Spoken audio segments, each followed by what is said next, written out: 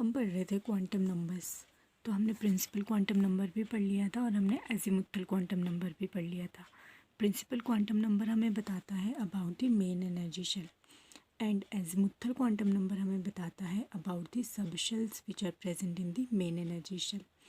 तो third quantum number है magnetic quantum number. Magnetic quantum number जो होता है इसको हम स्मॉल m से डिनोट करते हैं और ये क्वांटम नंबर है जो हमें नंबर ऑफ़ ऑर्बिटल्स के बारे में बताता है किसी भी सब एनर्जी लेवल में। मतलब किसी भी सब शेल में कितने ऑर्बिटल्स होंगे उनके बारे में हमें मैग्नेटिक क्वांटम नंबर बताता है। This quantum number is denoted by small m। इसको हम स्मॉल m से डिनोट करते हैं और स्मॉल m की जो वैल्यूज़ होती हैं वो होती हैं -L से लेकर 0 और 0 से लेकर +L तक। मतलब -L से लेकर +L तक वाया 0। ये -1 नहीं, -1 एंड +1 नहीं है, ये है -L से लेकर +L तक वाया 0। अब अगर हमने देखने कितने कितने ऑर्बिटल्स हैं तो सबसे पहले हम स्टार्ट करेंगे फर्स्ट एनर्जी शेल से। फर्स्ट एनर्जी शेल का मतलब है के शेल और के शेल के लिए हमें पता है n की वैल्यू होती है 1। जैसे मैंने आपको बताया था K, L, M and N मतलब 1, 2, 3 एंड 4। तो n इज़ इक्वल टू 1 जिस शेल का नाम है के शेल। उस शेल में कितनी सब शेल्स होती हैं वो हमें पता लगता है L से। और अगर n हमारे पास 1 है तो L की वैल्यू हमारे पास होगी 0। 0 क्यों होगी मैंने आपको बताया था। L की वैल्यूज़ होती हैं 0 से लेकर n-1 तक। तो 0 से लेकर n-1 तक जब हम देखेंगे तो हमारे पास एक ही वैल्यू आती है, वो है L इज़ इक्वल टू 0। इसका मतलब है फर्स्ट एनर्जी शेल में के शेल में एक ही सब शेल होगी जिसका नाम है एस सब शेल। अब जब भी L की वैल्यू 0 होगी तो M की एक ही वैल्यू पॉसिबल है, क्योंकि M हमने स्टार्ट करना है -L से लेकर +L तक और L हमारे पास है 0। तो अगर हम -0 से लेकर +0 तक जाएंगे 0 से होते हुए तो 0 का मतलब 0 है, वो प्लस हो नेगेटिव हो उसका कोई फ़र्क नहीं पड़ता, प्लस नेगेटिव जो मर्जी उसका कोई फ़र्क नहीं पड़ता, 0 इज़ 0। इसका मतलब है जब हमारे पास n की वैल्यू 1 है तो L 0 होगा जो कि S सब शेल है और L अगर 0 है तो M की भी एक ही वैल्यू पॉसिबल है जो कि 0 है। और इसका मतलब है एक ऑर्बिटल, क्योंकि M की हमारे पास एक ही वैल्यू आ रही है, इसका मतलब है कि जो S सब शेल है उसमें एक ही ऑर्बिटल है और इसका नाम है 1s ऑर्बिटल। 1 इसलिए है क्योंकि ये फर्स्ट एनर्जी शेल है इसलिए 1, S है क्योंकि ये S सब शेल है और 1s ये पूरे का पूरा ऑर्बिटल है। अब जैसे हम यहाँ पर देख रहे थे, अगर आपने देखना है कि 0 वैल्यू कैसे आई तो -L से लेकर +L तक जाना है। तो -L क्या हुआ -0, +L हुआ +0। तो 0 ही है, चाहे माइनस हो चाहे प्लस हो, 0 इज़ 0, इसीलिए M की वैल्यू हमारे पास 0 आती है। तो इसका मतलब है S सब शेल जो होती है इसके पास एक ही ऑर्बिटल होता है। S सब शेल के पास क्योंकि एक ही ऑर्बिटल होता है और एक ऑर्बिटल में 2 इलेक्ट्रॉन्स आते हैं, इसीलिए S सब शेल में मैक्सिमम 2 इलेक्ट्रॉन्स आ सकते हैं, उससे ज़्यादा इलेक्ट्रॉन्स नहीं आ सकते। तो नेक्स्ट हमारे पास आता है n इज़ इक्वल टू 2। अगर n की वैल्यू हमारे पास 2 है, n2 का मतलब है L shell second energy level. L shell का मतलब है सेकेंड एनर्जी लेवल। अगर n की वैल्यू 2 है तो L की भी 2 वैल्यूज़ पॉसिबल हैं, एक है L इज़ इक्वल टू 0 और दूसरी वैल्यू है L इज़ इक्वल टू 1। अगर L 0 है इसका मतलब है कि उस सब शेल का नाम है S सब शेल। L अगर 0 है तो उस सब शेल का नाम है S सब शेल और L अगर 1 है तो इस सब शेल का नाम है P sub shell. S sub shell for L is equal to 0 and P sub shell for L is equal to 1। और ये कब पॉसिबल है 2 वैल्यूज़, जब हमारे पास n की वैल्यू 2 होगी। अब हमने फाइंड आउट करना है m निकालना है। तो m हम 2 सब शेल्स के लिए निकालेंगे, एक हम निकालेंगे S सब शेल के लिए, एक हम निकालेंगे P सब शेल के लिए। और हम अभी पहुँचे हैं सेकेंड एनर्जी लेवल में, सेकेंड ऑर्बिट की बात हम कर रहे हैं। तो अगर हमारे पास L 0 है जिसका मतलब है S सब शेल है तो M की एक ही वैल्यू पॉसिबल है जो कि 0 है, इसीलिए M इज़ इक्वल टू 0। इसका मतलब है जो S सब शेल है उसमें एक ही ऑर्बिटल पॉसिबल है। एस सब शेल चाहे फर्स्ट एनर्जी लेवल की हो, चाहे सेकंड एनर्जी लेवल की हो, चाहे थर्ड की हो, फोर्थ की हो, फिफ्थ की हो, जिस भी एनर्जी लेवल की हो उसमें हमेशा एक ही ऑर्बिटल होता है, ठीक है। और इसका नाम हमने लिखा है 2s ऑर्बिटल। 2s क्यों लिखा है?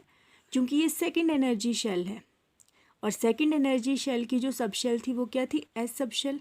इसीलिए सेकंड एनर्जी लेवल इसकी एस सब शेल, और ये ऑर्बिटल जो हमारे पास बन गया 2s ऑर्बिटल, ठीक है, 2s ऑर्बिटल। अब ये तो था जब हमने L इज इक्वल टू 0 की बात की। अब L हमारे पास 1 भी है, इसका मतलब है P सब शेल भी है। तो P सब शेल के लिए हम फिर से कैलकुलेट करेंगे नंबर ऑफ ऑर्बिटल्स।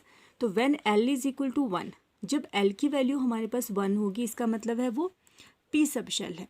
तो अगर L की वैल्यू हमारे पास 1 है तो हमारे पास M की 3 वैल्यूज़ पॉसिबल है, क्योंकि हमने M देखना है -L से लेकर +L तक जाना है, और यहाँ पर L की वैल्यू है 1, इसका मतलब -L हुआ -1 और +L हुआ +1।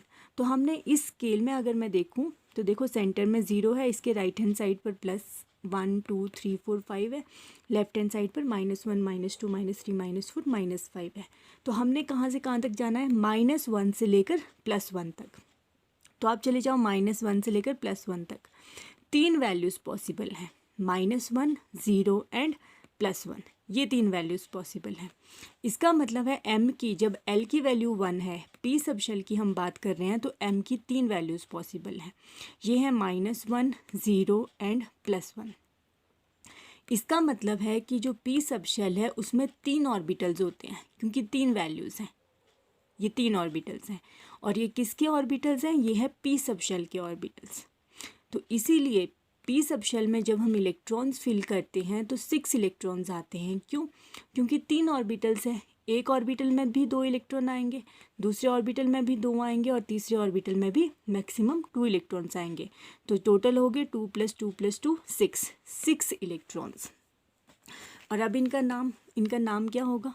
2p orbitals. 2p ऑर्बिटल्स हैं ये। 2 क्यों? क्योंकि हम सेकंड एनर्जी लेवल की बात कर रहे हैं, हम सेकंड शेल की बात कर रहे हैं, हम L शेल पढ़ रहे हैं, इसी का L इज इक्वल टू 1 हम पढ़ रहे हैं, तो इसीलिए हम 2 लेंगे। और P क्यों? क्योंकि हम P सब शेल की बात कर रहे हैं, इसीलिए ये हैं P सब शेल के ऑर्बिटल्स। तो ये ऑर्बिटल्स हैं 2p ऑर्बिटल्स, और ये हमें सिलेबस में भी है, इनके नेम्स होते हैं px, py एंड pz। और क्योंकि ये सेकंड एनर्जी लेवल के ऑर्बिटल्स है, इसलिए हम इनको लिखेंगे 2px, 2py एंड 2pz, ये इनके नेम्स हैं। तो P सब शेल में हमारे पास होते हैं 3 ऑर्बिटल्स, इसीलिए P सब शेल में आते हैं 6 इलेक्ट्रॉन्स। अब हम पहुंच जाते हैं थर्ड एनर्जी शेल पर। थर्ड एनर्जी शेल का मतलब है n इज इक्वल टू 3, और इसका नाम होता है M shell. Third energy level का मतलब है थर्ड ऑर्बिट, जिसका मतलब है M शेल। अब जब हम n इज इक्वल टू 3 की बात करेंगे तो L की 3 वैल्यूज़ पॉसिबल हैं। L is equal to 0, L is equal to 1 and L is equal to 2। अब इनके नाम क्या हैं? ये हैं सब शेल्स, क्योंकि L हमें सब शेल्स के बारे में बताता है। जब भी L इज इक्वल टू 0 होगा इसका नाम है S सब शेल। जब L इज इक्वल टू 1 होगा तो ये है P सब शेल। जब L इज इक्वल टू 2 होगा तो ये है D सब शेल। ये इनके नाम है S, P एंड D। अब सबसे पहले हम S सब शेल में ऑर्बिटल्स निकालेंगे, फिर हम P सब शेल में निकालेंगे, और फिर हम D सब शेल में ऑर्बिटल्स निकालेंगे। और वो कौन सी शेल के ऑर्बिटल्स होंगे? थर्ड शेल के। तो when L is equal to 1, जब हमारे पास L 0 है, L की वैल्यू 0 है, तो ये S सब शेल है। अब मैंने आपको बताया चाहे फर्स्ट एनर्जी लेवल की हो, फर्स्ट ऑर्बिट की हो, सेकेंड ऑर्बिट की हो, थर्ड ऑर्बिट की हो, S सब शेल में हमेशा एक ही ऑर्बिटल होता है। तो अगर L की वैल्यू 0 है तो M की वैल्यू हमेशा ही क्या आएगी? 0 आएगी। और ये थर्ड शेल है, S सब शेल है, इसीलिए ये ऑर्बिट है 3s ऑर्बिटल। 3s orbital. अब यहाँ से फिर से क्लियर हो गया कि M की एक ही वैल्यू पॉसिबल है, तो S सब शेल में एक ही ऑर्बिटल होगा। इस स्केल पर भी हम देख सकते हैं कि 0 0 ही है, ना प्लस है ना माइनस है, 0 इज़ 0। तो when L is equal to 0, M is equal to 0, जो कि 3s ऑर्बिटल है। तो S सब शेल में एक ही ऑर्बिटल होता है। नेक्स्ट हम आ जाते हैं when L is equal to 1। जब L की वैल्यू 1 है, अगर L की वैल्यू 1 है तो ये है P सब शेल। अब P सब शेल में हम नंबर ऑफ़ ऑर्बिटल्स निकालेंगे। तो पहले भी हम P के ऑर्बिटल्स निकाल चुके हैं P सब शेल के। हमें पता है कि जब भी L की वैल्यू 1 होगी तो M की 3 वैल्यूज़ पॉसिबल है, -1 से लेकर +1 तक। तो ये है -1 0 एंड +1। तो इसलिए M की 3 वैल्यूज़ पॉसिबल है, -1 0 एंड +1। तो इसका मतलब है P सब शेल में 3 ऑर्बिटल्स होते हैं, 3 ऑर्बिटल्स। और ये हम थर्ड शेल की बात कर रहे हैं तो ये हमारे पास होंगे 3p ऑर्बिटल्स और इनके नेम्स होंगे 3px, 3py एंड 3pz। इसका मतलब है P शेल में हमारे पास होते हैं 3 ऑर्बिटल्स, 3 ऑर्बिटल्स। अब नेक्स्ट आ जाते हैं D सब शेल पर। जब L की वैल्यू 2 होगी, when L is equal to 2, तो ये है D सब शेल। अब D सब शेल में जब L की वैल्यू 2 है तो M की वैल्यू -2 से लेकर +2 तक देखनी है। तो -2 से लेकर +2 तक अगर हम देखें तो -2 आ रहा है, -1 आ रहा है, 0 आ रहा है, +1 आ रहा है एंड +2 आ रहा है।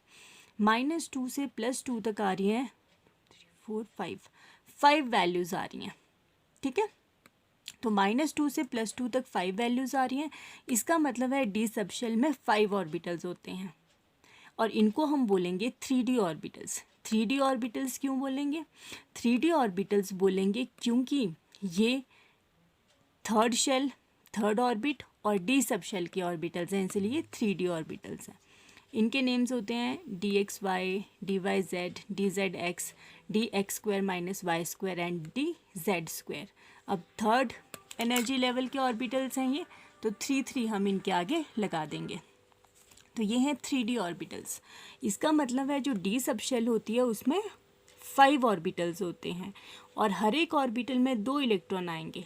इसका मतलब है फर्स्ट ऑर्बिटल में भी 2 इलेक्ट्रॉन, सेकंड में भी, थर्ड में भी, फोर्थ में भी एंड फिफ्थ ऑर्बिटल में भी 2 इलेक्ट्रॉन्स। तो टोटल D सब शेल में हमारे पास आ जाते हैं 10 इलेक्ट्रॉन्स। तो D सब शेल जब भी हम भरेंगे तो उसमें 10 इलेक्ट्रॉन भरेंगे। S सब शेल में एक ही ऑर्बिटल होता है इसलिए 2 इलेक्ट्रॉन्स आते हैं। P सब शेल जो होती है उसमें 3 ऑर्बिटल्स होते हैं इसलिए 6 इलेक्ट्रॉन्स आते हैं। D सब शेल जो होती है उसमें हमने अभी देखा कि 5 ऑर्बिटल्स हैं इसलिए इसमें 10 इलेक्ट्रॉन्स आएंगे। और उसी तरह जब हम F सब शेल की बात करेंगे जिसके लिए L इज इक्वल टू 3 होता है, तो हम -3 से लेकर +3 तक जाएंगे और टोटल वैल्यूज़ हो जाएंगी 7। तो हर एक ऑर्बिटल में जब 2 इलेक्ट्रॉन्स आएंगे तो जो F सब शेल है उसमें हमारे पास आते हैं 14 इलेक्ट्रॉन्स। तो ये था magnetic quantum number. Magnetic quantum number and magnetic quantum number जो है वो हमें बताता है about the number of orbitals, number of orbitals के बारे में बताता है।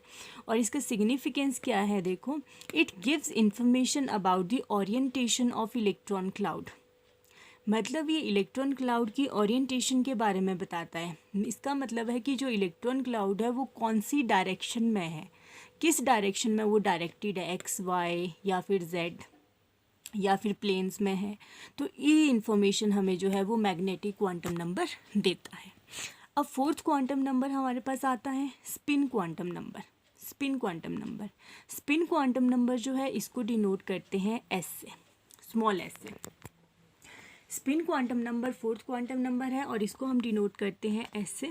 और स्पिन क्वांटम नंबर जो है वो इलेक्ट्रॉन की स्पिन के बारे में बताता है। मतलब इलेक्ट्रॉन जो है वो क्लॉकवाइज डायरेक्शन में भी घूम सकता है, ऐसे क्लॉकवाइज डायरेक्शन में भी घूम सकता है, ऐसे ऐसे ऐसे, या फिर वो एंटी क्लॉकवाइज भी घूम सकता है, ऐसे उल्टा। ठीक है, तो मतलब अपनी एक्सिस के अराउंड।